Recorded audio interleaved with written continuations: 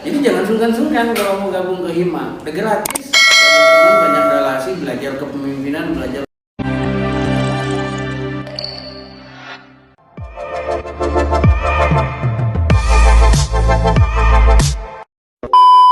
Assalamualaikum warahmatullahi wabarakatuh. Kembali lagi bersama saya Eva Nur Hasanah yang tentunya akan memberikan informasi seputaran program studi manajemen Universitas Majalengka.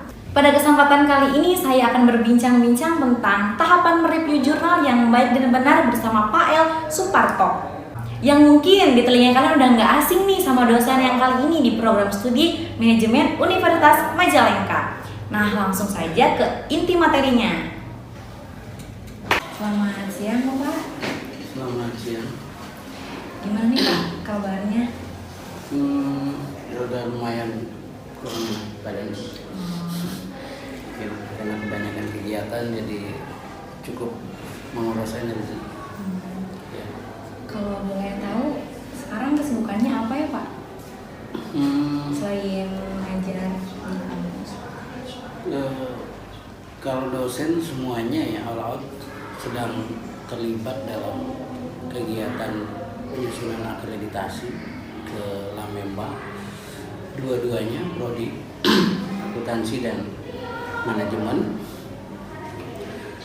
Tidak kelihatan fisiknya di sini tapi otaknya pada lelah semua karena deadline kita sampai Juli, Agustus sudah harus disending karena masa berlaku akreditasi kita sampai Maret, Februari dan Maret. Itu kesibukan paling besar dan paling menguras energi. Sekarang juga udah mendekati bulan Ramadan nih Pak. Udah ada persiapan apa aja nih Pak buat bulan Ramadannya nih kalau boleh tahu? Kalau saya pribadi sih nggak ada persiapan khusus ya, ya normal aja ya. Paling pertama nyekar ke makam, ke bapak, nenek semuanya sih. Dan rencananya insya Allah besok ya. Ya persiapan lain ya rutinitas paling menyiapkan untuk konsumsi awal-awal puasa, stamina dan lain sebagainya sih gitu sih. Karena ini spesial ya bulan Ramadan ini gitu. Jadi ya selalu kita bikin jadi istimewa. Karena 1 tahun sekali kan. Iya Pak. Oke, jadi gini nih Pak. Karena katanya nih ada tugas tentang mereview jurnal gitu Pak.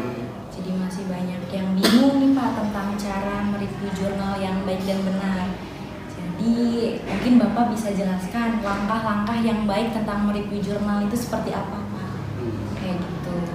Mungkin dimulai dari mencari jurnal yang baik itu dari mana sumbernya, karena juga pasti yang masih bingung mah ya bingung nyari-nyarinya gitu Pak. Ini tuh udah benar enggak gitu. Tutorialnya kayak gitu. Cara-caranya. Review jurnal sebenarnya utamanya sih ya pada dasarnya buat mengevaluasi jurnal yang akan kita pakai khususnya untuk penelitian sebenarnya. Untuk riset kecil atau bahkan menyusun tugas akhir pasti itu harus mereview jurnal.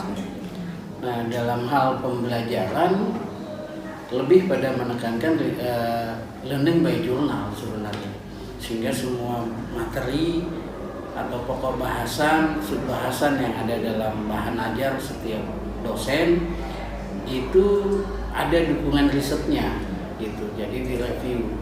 Nah tujuannya review ini sebenarnya untuk mengetahui pertama keakuratan jurnal itu, ketelitiannya, kelengkapan pastinya ya, kelengkapan karena biasanya ada aja jurnal yang nggak lengkap susunannya gitu. Kemudian yang paling penting itu adalah dari review jurnal itu kita tahu bahwa jurnal tersebut bisa relevan dan tidak untuk jadi rujukan atau referensi dari kegiatan yang kita melakukan, entah itu untuk pembelajaran ataupun untuk penelitian. Utamanya sih untuk penelitian. Biasanya tujuan utama dari orang mereview jurnal itu adalah untuk menemukan novelty biasanya, keterbaharuan dari penelitian-penelitian yang ada, ini barunya apa gitu. Ya karena kalau penelitian sekarang itu harusnya memang ada novelty-nya, baik itu datanya, prosesnya, maksudnya metodologinya, dan juga hasil penelitiannya. Karena ada banyak penelitian yang similar, yang sama, kemudian pendekatannya berbeda. Nah ini novelty juga. Gitu. Misalnya contoh si A melakukan penelitian tentang impulse buying gitu. Kemudian si B juga impulse buying. Tapi pendekatan si A dengan data kuantitatif, pendekatan si B pakai data kualitatif. Pada kurun waktu tertentu, biasanya ada kurun waktunya, karena novelty itu bicara kurun waktu juga. Misalnya 5 tahun terakhir, ada 1.500 penelitian yang bicara dengan tema yang sama, misalnya tadi impulse buying, tapi dari 1.000 itu 70% sama, 30% unik, beda. Apa yang bedanya? Nah itu bisa ditemukan ketika kita melakukan review jurnal. Karena semakin unik, semakin beda riset atau yang kita lakukan, maka indeksnya makin tinggi. Gitu.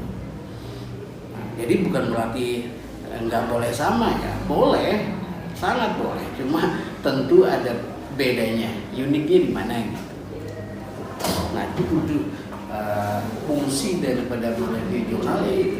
Gitu.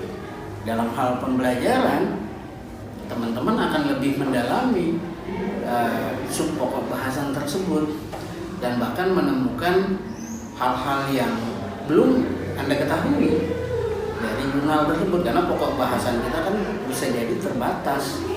Misalnya dalam makroekonomi, teman-teman misalnya mendiskusikan pokok bahasan tentang inflasi, ya. Di dalam pokok bahasan itu didiskusikan penyebab inflasi, teori inflasi, dampak inflasi terhadap berbagai sektor, entah konsumsi, entah investasi, ekspor maupun impor. Tapi kemudian ada banyak sekali riset yang ngomongin tentang inflasi, ngaruhnya ke pengangguran, ke tenaga kerja, ke ke upah dan lain sebagainya. Itu adanya di jurnal. Jadi akan sangat mendukung proses pembelajaran teman-teman itu nanti sehingga diskusi di kelasnya menjadi lebih hidup. Misalnya si A bilang, Pak saya ada jurnal nih, kemarin habis baca tapi belum sempat direview inflasi, itu bisa menyebabkan keuntungan malah misalnya. Tentu saya tanya kan ke mahasiswa itu, apa dasarnya? Ini risetnya si A, nah misalnya gitu ya. Bahkan penelitian di Amerika akhir-akhir ini 2003 si Kerli kalau nggak salah menemukan hubungan yang negatif gitu, antara inflasi, upah dan tingkat bunuh diri anak-anak usia pendidikan SMA di Amerika. Kan ini temuan nih, kan keren tuh. Ternyata upah minimum di Amerika itu mampu menekan tingkat kematian atau tingkat bunuh diri anak-anak usia pendidikan menengah ke bawah. Karena mereka kan stres itu di sekolah itu, ya, beban banyak, mikir lagi nanti mau kerja kayak gimana di tengah kondisi ekonomi. Kemudian dari riset itu saya baca kemarin, dan ternyata dia mampu membuktikan di beberapa negara bagian ditemukan hasil bahwa kenaikan upah minimum itu mampu menurunkan angka bunuh diri. Ini sesuatu yang nggak ada di pokok bahasan kita, itu nggak ada, dan itu bisa teman-teman dapat kalau teman-teman baca jurnal. Gitu. Banyak hal positif yang teman-teman bisa dapat pelajaran dari proses mereview jurnal itu. Karena teman-teman ini kan harusnya bicara data, bicara informasi, dan sumbernya jelas. Nah, data dan informasi yang sangat valid salah satunya adalah jurnal. Jadi kalau teman-teman nggak bisa, belum mulai membiasakan diri untuk membaca atau mereview jurnal, saya kira kedepannya nanti akan kesulitan gitu. Di KKN nanti mau mengidentifikasi masalah di masyarakat kesulitan. Apalagi kalau nanti nyusun skripsi ya, lebih-lebih lagi tuh. Jadi sengaja saya biasakan minimal teman-teman itu mulai membaca gitu lah, membaca jurnal yang kalian minat di situ. Kan membangun minat itu nggak gampang sebenarnya. Ada yang minatnya di keuangan, ada yang minatnya di MSDM, ada yang minatnya di pemerintahan atau kebijakan publik, misalnya manajemen sektor publik, banyak. Jadi kalau mulai terbiasa, Anda akan punya kompetensi dan spesialisasi sendiri. Jadi untuk tadi ya, setelah Bapak bilang kayak gitu, bisa Eva simpulkan, jadi mereview jurnal itu sangat penting ya Pak, apalagi kalau misalkan kita nanti untuk skripsi gitu. Terus juga banyak manfaatnya dari mereview jurnal tentunya. Nah, tadi udah dijelasin tentang fungsi mereview jurnal oleh Bapak. Nah, ada juga yang bertanya Pak, nyari jurnalnya itu di mana katanya kayak gitu. Itu masih pada bingung Pak, yang terindeksnya bagus gitu. Banyak situs yang menyediakan jurnal, banyak banget. Kalau di Indonesia dia harus terindeks dengan Sinta, dia harus punya terindeks dengan Garuda atau DOI-nya harus ada. Karena level jurnal itu beda-beda, ada Sinta 1, Sinta 2, Sinta 3, 4, 5, dan 6. Kita sendiri jurnal kita dua-duanya sudah Sinta 5, akreditasi 5, baik akuntansi maupun manajemen dengan jurnal kewirausahaannya. Kemudian situs tempat ngedownload jurnal yang terpercaya ada banyak sebenarnya. Yang paling utama sih Scopus, karena itu internasional ya, bisa dapat Scopus itu luar biasa. Tapi susahnya kalau Scopus kan nggak gratis, harus punya password API namanya, password author publisher yang harus kita daftar dulu untuk bisa mendownload semua di situs Scopus. Yang paling gampang Google Scholar. Paling gampang itu tinggal ketik Google Scholar, udah nanti buka, tinggal tulis temanya apa. Ya, bisa juga Crossref, kemudian Similar Science, banyak banget.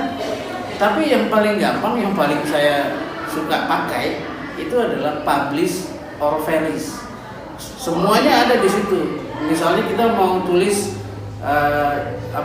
ngambil dari Google Scholar, tinggal checklist aja Google Scholar-nya. Maksudnya sumber datanya dari Google Scholar, nanti checklist. Sumber datanya ambil dari Scopus, tinggal checklist Scopusnya dan seterusnya seperti itu. Jadi itu aplikasi sumber referensi atau rujukan untuk mengambil jurnal langsung, dan itu langsung kedetek dia indeksnya indeks berapa. Misalnya high index, indeks Scopus, ranking jurnal itu berdasarkan citasi sebenarnya. Semakin banyak disitasi, maksudnya dijadikan rujukan oleh peneliti lain, semakin naik rankingnya. Itu di Publish Paris namanya. Ya, itu tinggal tulis aja sih sebenarnya di Google Publish Paris. Nah ini contohnya kayak gini. Nah ini. Nanti tinggal checklist. Yang tanda bintang 1 ini gratis berarti. Nah, tanda bintang 2 ini gratis, tapi harus registrasi. Kalau ini nggak bisa nih bintang 3 nih, ya. Nah, yang gratis ini kan ada Crossref, ya, kemudian Google Scholar, kemudian Google Scholar Profile, kemudian Publish Media, kemudian Open Alex, Scopus ini gratis tapi harus butuh kata kunci, ya, semantik sekolah juga gitu. Nah, ini gampang banget, nanti bisa muncul banyak banget. Yang penting kita tulis, mau mulai dari kata kuncinya atau dari judulnya boleh. Nah, untuk gimana cara mengoperasikan ini, saya pikir nanti kita itu session khusus menggunakan Publish Paris itu. Karena ini kalau Google Scholar kan kita buka dulu Google Scholar ya, buka dulu chat gitu. Terus kalau Publish, buka dulu Publish. Kalau ini enggak, nanti semua jurnal itu ada muncul citasinya berapa, kemudian per tahun dia di-download berapa kali. Di sini ada ranking dari jurnal itu, ya. Kemudian judulnya, terus kemudian penulisnya. Di sini nanti muncul tuh yang high index ada berapa, yang Google index berapa, yang setiap tahunnya berapa, kemudian yang indeksnya tertinggi berapa. Nanti tinggal save. Misalnya nih, saya kasih contoh ya. Kita mau riset tentang apa? Saya checklist dulu. Saya mau ngambilnya di Google Scholar. Saya checklist ya, Google Scholar. Kita kan mungkin nggak tahu penulisnya siapa, tapi kita batasi karena mencari novelty itu harus dibatasi tahun rujukannya. Maksudnya dia dipublikasikan berapa tahun, paling bagus 5 tahun terakhir ya, atau kalau bisa 3 tahun terakhir publikasinya. Maka nanti tinggal tulis di sini tuh, tinggal tulis di sini 3 tahun terakhir berarti 2019 ya. Nah, kemudian di sini berarti kita taruh aja 2022 ya, 2022. Nanti dia akan mensortir penelitian dari tahun 2019 sampai tahun 2022. Kita tulis tadi keywordnya misalnya inflasi. Nah ini tinggal searching aja, tinggal searching. Nanti dia akan melakukan pencarian secara otomatis. Gitu. Nah ini memang nggak instan, jadi harus, karena nanti kan kita perlu mengecek citasinya. Nanti kita bisa pilih yang high index aja yang mau di-download, dan nanti diarahkan langsung, nanti di sini klik kanan langsung diarahkan ke publikasinya, nanti ke download langsung kalau pakai publish and perish gitu. Karena ini sebenarnya bagian dari salah satu rangkaian materi yang nantinya saya akan mau diskusikan dengan riset community sebenarnya. Kalau dikasih sekarang kan habis ya. Orang-orang yang mau belajar tentang ini kan mestinya harus punya minat dulu nih ya, gimana cara ngedownload jurnal yang berkualitas, terindeks bagus dan relevan dengan penelitian dia. Misalnya tadi saya mau penelitian tentang kemiskinan di Majalengka. Pemerintah ngeluarin anggaran yang cukup banyak setiap tahun, tapi kemiskinan di Majalengka turunnya dikit aja. Sepertinya anggarannya terbuang percuma, jalan aja banyak bolongnya, infrastruktur begitu-gitu aja, tapi duit banyak banget keluarnya gitu. Nah itu nanti bisa riset tuh kata kuncinya apa, infrastruktur kemiskinan. Terus nanti tinggal searching, kemudian yang kita mau download cukup yang high index aja misalnya, ya cukup yang high index, karena jangan download jurnal yang nggak punya indeks gitu. Karena kalau dia nggak punya indeks, citasinya pasti nol. Kita dosen dalam 1 tahun diwajibkan penelitiannya itu 1 tahun ya, penelitiannya itu disitasi oleh mahasiswanya 10 kali. Jadi penelitian dosen wajib itu dalam akreditasi. Kalau enggak nilainya nggak bisa baik. Makanya kemudian kita upayakan kalau penelitian skripsi mahasiswa bimbingan rujukannya ke jurnal-jurnal si dosen. Jangan ngambil jurnal dosen lain atau peneliti lain, upayakan dosen sendiri dulu lah gitu.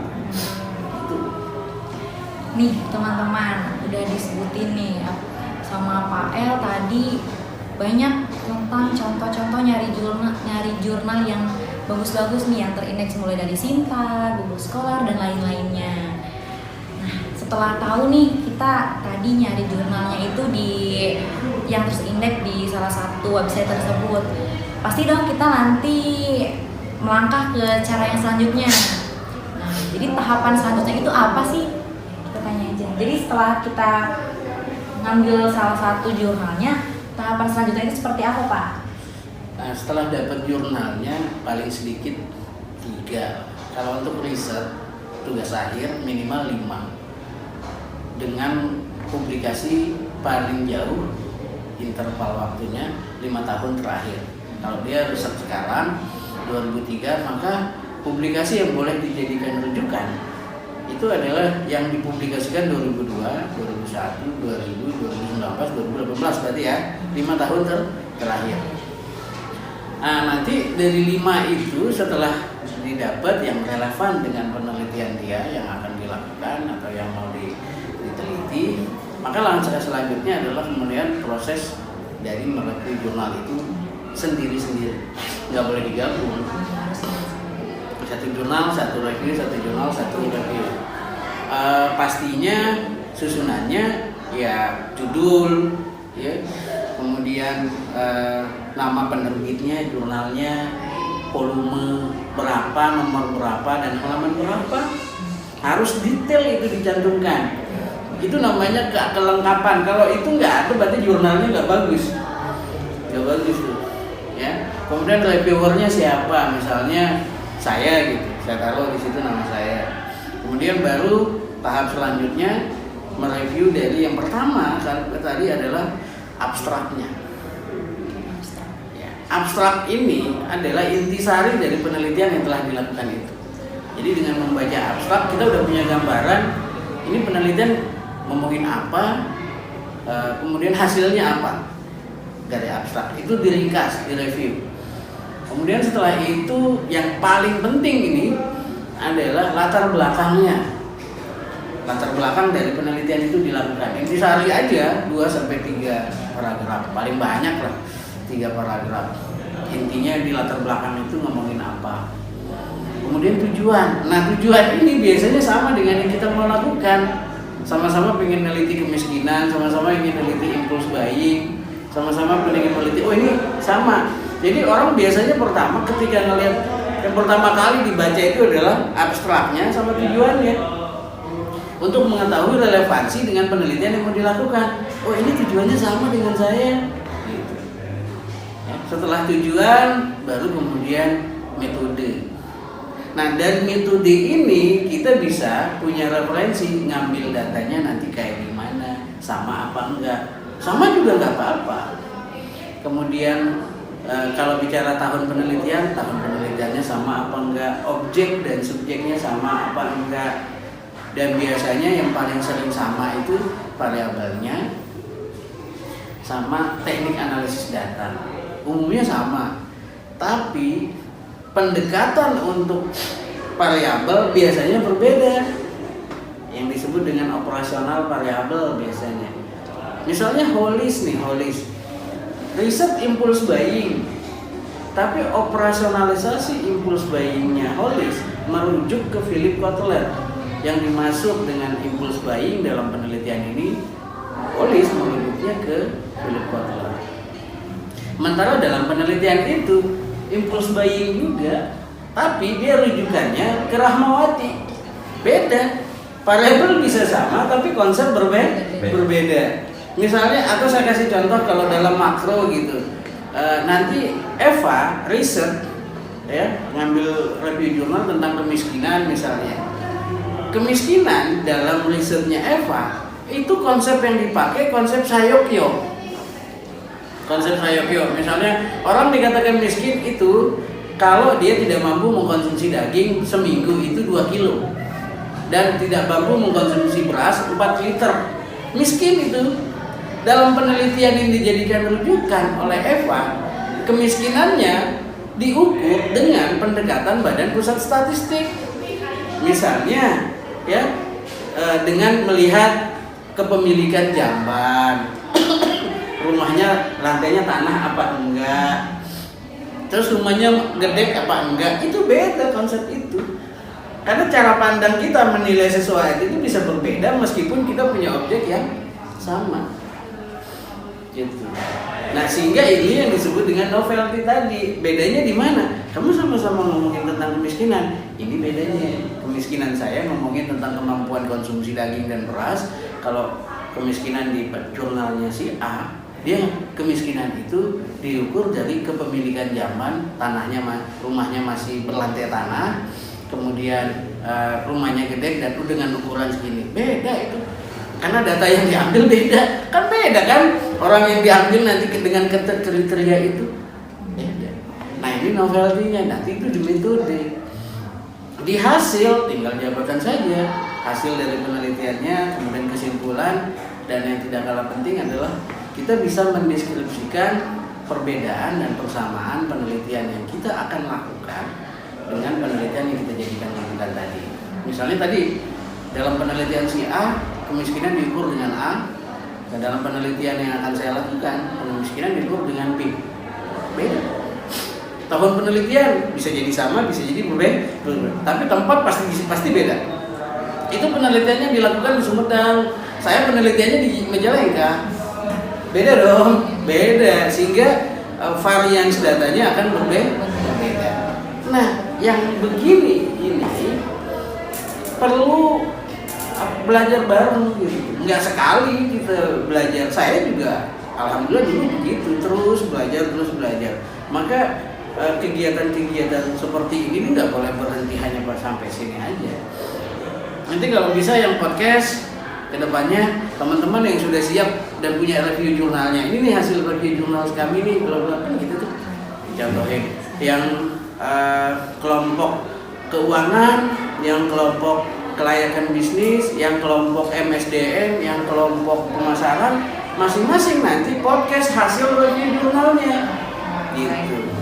Kan nggak boleh berhenti di sini nih. Ini kan hanya interjection aja untuk memotivasi supaya teman-teman minat atau interest untuk risetnya, mini risetnya makin lebih banyak. Makanya tadi kelas saya udah ikutan. Nah, percuma belajar di kelas kalau cuma menghayal, mendingan ikut kegiatan dulu, dapat inspirasi, berpartisipasi. Kalau bukan kalian yang berpartisipasi untuk manajemen, di siapa lagi? Kan kakak kelasnya akan DO semua kan? Maksud saya DO itu akan keluar, dan yang akan melanjutkan tongkat estafet itu kan kalian ini semester 2 kan? Kalau kalian tidak berpartisipasi, minatnya kurang, dan siapa lagi yang bisa diandalkan? Sudah dijelaskan tadi ya sama Pak El nih, banyak banget ceritanya. Biar gak makin penasaran nih Pak, ada nggak nih Pak contoh review jurnal Bapak yang bisa nanti kita kasih tahu nih ke teman-teman yang lagi nonton di rumah? Ada. Nanti saya kirimkan ya. Kebetulan agak beda dengan contoh review yang saya kirim di kelas makro dan studi kelayakan bisnis. Nanti saya akan sending ke Eva. Contoh review jurnal yang digunakan untuk riset. Kalau yang teman-teman di makro dan studi kelayakan bisnis, review jurnalnya untuk pembelajaran. Kalau yang untuk riset ada bedanya dikit. Nih buat yang nonton, pokoknya langsung terus pantengin ya, soalnya nanti bakal ada nih review jurnal contoh yang baik dan benar dari Bapak El tentunya. Nah, setelah ngobrol banyak nih Pak tentang tahapan-tahapan tadi, mungkin bisa kasih tahu nih Pak manfaatnya gitu dari review jurnal, manfaat yang buat kita nih mahasiswa, selain dari tahu tentang lebih spesifiknya tentang jurnal-jurnalnya, mungkin Bapak bisa tambahkan Pak? Yang pasti mahasiswa yang sering baca, karena pertama kita memang di tingkat literasi masih rendah ya. Jangankan jurnal, baca buku atau majalah aja kurang kayaknya. Tapi kalau baca media sosial kayaknya kuat. Tapi itu tadi, manfaatnya adalah data dan informasi yang kita punya nanti akan makin banyak. Saya diskusi kemarin itu sama salah satu mahasiswa kelas semester 2 ya, namanya Linda kalau nggak salah, dia bikin status keren banget. Itu saya diskusi sama dia, saya bilang keren idenya, baca dari mana? Cuma baca-baca aja Pak, karena Bapak suka motivasi. Jadi di katadata.com banyak data yang bisa dibaca. Ya udah, kemudian mahasiswa yang ngomong by data dan by informasi itu kelasnya beda dengan yang ngomong kemudian itu beda. Semakin banyak dia baca itu data, informasi baik dari jurnal maupun dari bentuk lain ya, makin banyak informasi ya, karena mahasiswa itu senjatanya cuma satu, data dan informasi ya, data dan informasi. Kita kan nggak mungkin menyampaikan sesuatu, bicara atau bahkan berdebat nggak punya data, sangat nggak mungkin. Kita mau berdebat di kelas gitu, makanya nggak heran beda kelas kemudian yang ketika dibuka sesi diskusi ada tulisan barang siapa yang mempersulit temannya akan disukai. Itu beda dengan orang yang udah terbiasa di kelasnya diskusi, itu beda.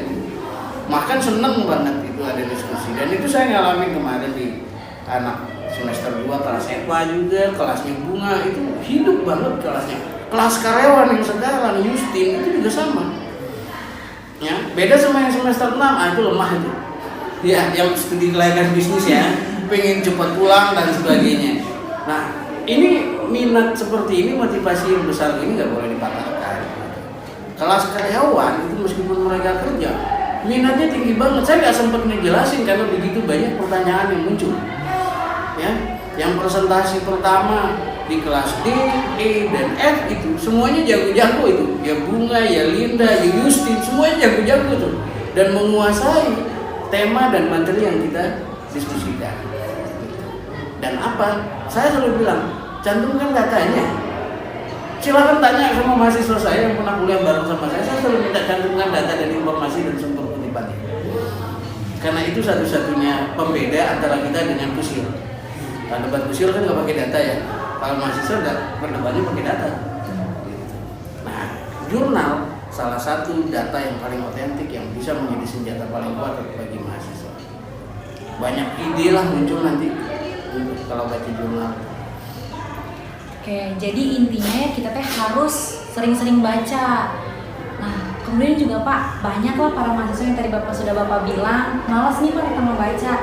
Buat Bapak nih, buat mahasiswa termotivasi bacanya pada mau gitu, pada biar gak malas-malas tuh kayak gimana Pak? Sering-sering libatkan mereka dalam diskusi atau nongkrong-nongkrong informal yang mendiskusikan tentang apapun. Terutama mendiskusikan tentang isu-isu kekinian tentang daerah, tentang Indonesia dan lain sebagainya. Ya, misalkan jadi jangan membuat teman-teman hima itu, saya harap ya, jangan membuat eksklusivitas, jangan membuat eksklusif diri Anda sendiri. Dan karena ini bisa jadi menyebabkan yang belum masuk di hima menjadi rendah keinginan untuk berpartisipasi. Itu anak hima, kita kan gak diajak bla bla bla, bisa kayak gitu.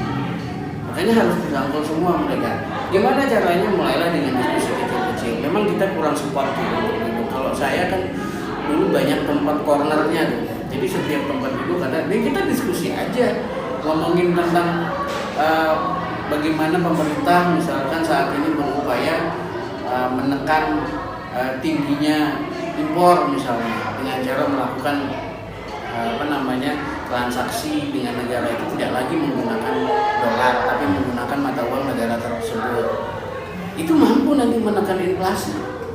Nah yang kayak gini-gini teman-teman jangan diskusi atau ngomongin tentang Majalengka infrastrukturnya gimana sih?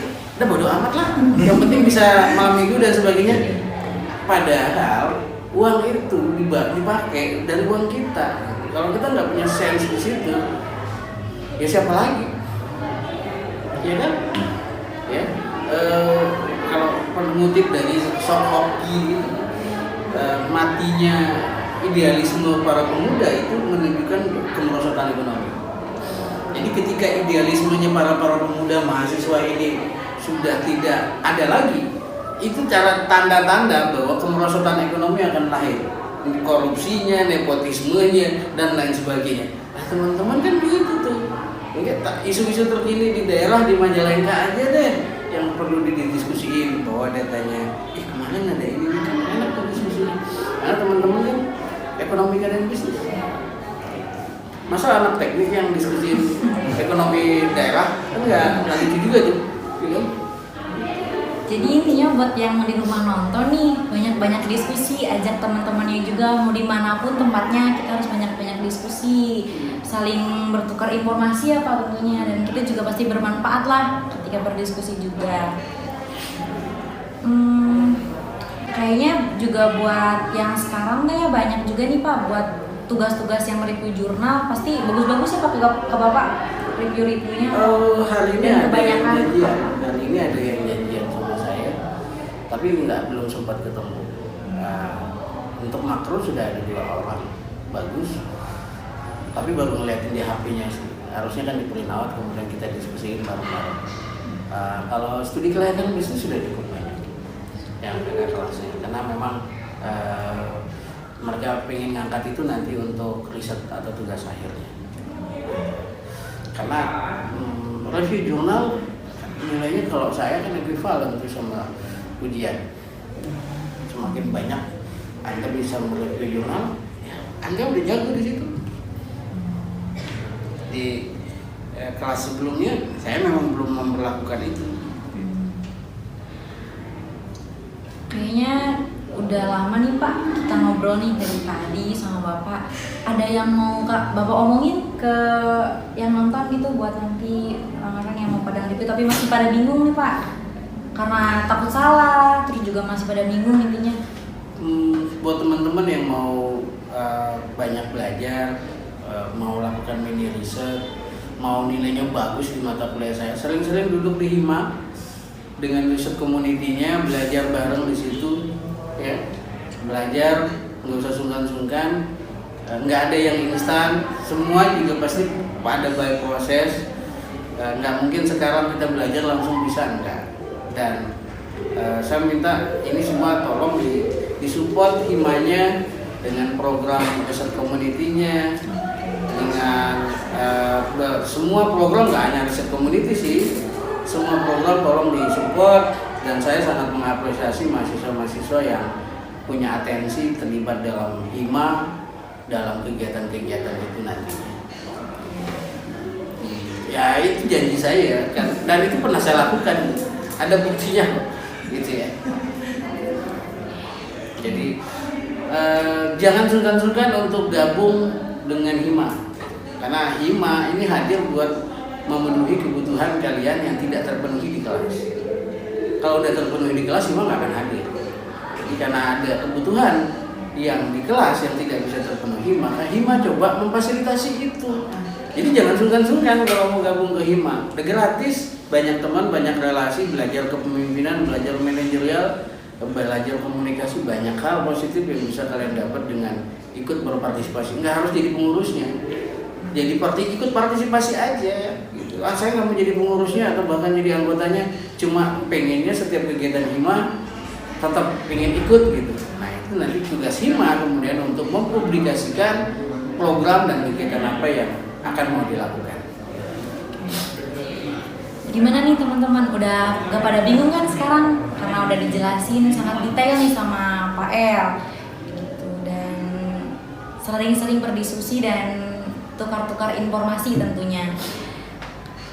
Mungkin sekian ya Pak dari Eva selaku moderator. Terus juga terima kasih sama Bapak yang sudah menyempatkan waktunya sekarang untuk membantu Eva kayak gitu. Nah teman-teman, selesai sudah nih pembicaraan bersama Pak El tentang tahapan-tahapan mereview jurnal yang baik dan benar. Untuk tadi, spill contoh dari Pak El ditunggu ya. Dan terus pantengin media sosial Himamen mulai dari IG, YouTube, TikTok, dan lain-lainnya, yang tentunya akan membagikan informasi seputar program studi manajemen. Dadah!